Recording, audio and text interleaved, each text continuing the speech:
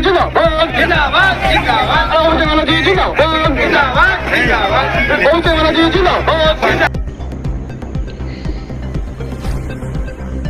লালপুর অঞ্চল ও মথুরাপুর ১ নম্বর ব্লক তৃণমূল ছাত্র পরিষদের উদ্যোগে বাংলা ভাষা এবং বাংলা ভাষীদের উপর হওয়া অত্যাচারের প্রতিবাদে এক বিশাল মিছিলের আয়োজন করা হয়। রবিবার জলঘাটা থেকে শুরু হয়ে মিছিলটি লালপুর মোড়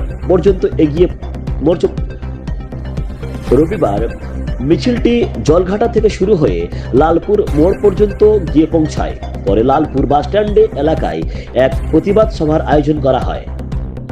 সভায় বক্তারা বাংলাভাষী ও পরিযায়ী শ্রমিকদের উপর চলা বিভিন্ন অন্যায় ও অত্যাচারের বিরুদ্ধে সোচ্চার হন।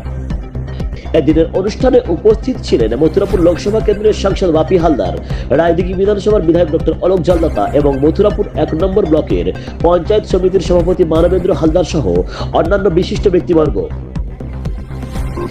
এই প্রতিবাদ মিছিল ও সভার মাধ্যমে তৃণমূল ছাত্র পরিষদ জানিয়ে দেয় যে বাংলা ভাষা, বাংলা সংস্কৃতি এবং বাংলার মানুষকে অবহেলা বা আক্রমণ করলে তারা কখনো নীরব থাকবে না। বাঙালিদের উপরে বাংলা ভাষার ওপর বলার অপরাধে তাদেরকে বাংলাদেশি তকমা দিয়ে বাংলাদেশে পুশব্যাক করার মধ্যে যে চক্রান্ত, সেই চক্রান্তের বিরুদ্ধে ইতিমধ্যে সুপ্রিম কোর্ট, আপনারা জানেন যে সুপ্রিম কোর্ট বলেছে যে কোনো ভাষাকে তাকে বাংলা ভাষাকে বাংলাদেশি ভাষা তকমা দেওয়া যায় না। এটা অবৈধ, এটা অনৈতিক কাজ করা যায় না। সুপ্রিম কোর্ট যেমন বলেছে, সাথে সাথে আমাদের বাংলার সকল জনসাধারণ তারাও গর্জে উঠেছে। আমাদের সারা জেলা জুড়ে, সারা রাজ্য জুড়ে এই বিরুদ্ধে প্রতিবাদ চলছে। আজকে মথুরাপুর ১ নম্বর ব্লক ছাত্র পরিষদের আহ্বানে সেই প্রতিবাদ সভায় আমরা অত্যাচার হচ্ছে, সেই অত্যাচারের বিরুদ্ধে আজকের আমাদের এই প্রতিবাদ সভা। আজকের এই মহারাষ্ট্র, গুজরাট,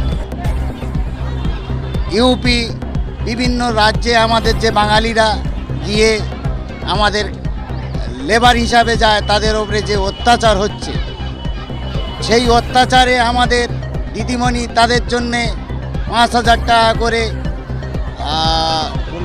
পরিযায়ী শ্রমিকদের ভাতা দেওয়ার জন্য ব্যবস্থা ইতিমধ্যে করেছে।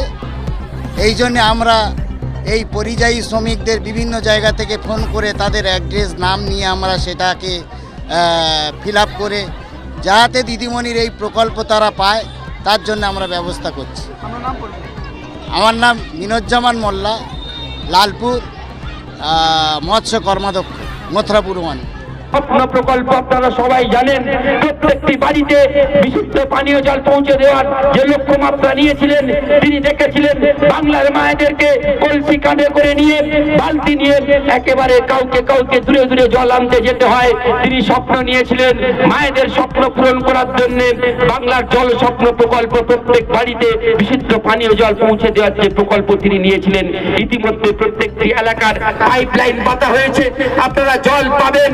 আর কেন্দ্রীয় সরকার তারা যে কথা দিয়েছিল, যুক্তরাষ্ট্রীয় পরিকাঠামো অনুযায়ী যে টাকা এখান থেকে ট্যাক্স বাবদ, আইটি বাবদ, এসটি বাবদ, জিএসটি বাবদ কেন্দ্রীয় সরকার নিয়ে যাবে উন্নয়নের খাতিরে, সেই টাকা আবার বাংলা কেন প্রত্যেকটি অঙ্গরাজ্যে তারা যুক্তরাষ্ট্রীয় কাঠামো অনুযায়ী সেই টাকা উন্নয়নের খাতে ফেরত দেবে। কিন্তু এই কেন্দ্রীয় সরকার একেবারে বৈষম্যমূলক আচরণ করছে। ১,৯৩,০০০ কোটি টাকা এখনো পর্যন্ত তারা আটকে রেখেছে। জল স্বপ্ন প্রকল্পের ৫,৫০০ কোটি টাকা তারা দেবে বলেছিল, আজকের দিনে দাঁড়িয়ে মাত্র ২,৫০০ কোটি টাকা দিয়েছে।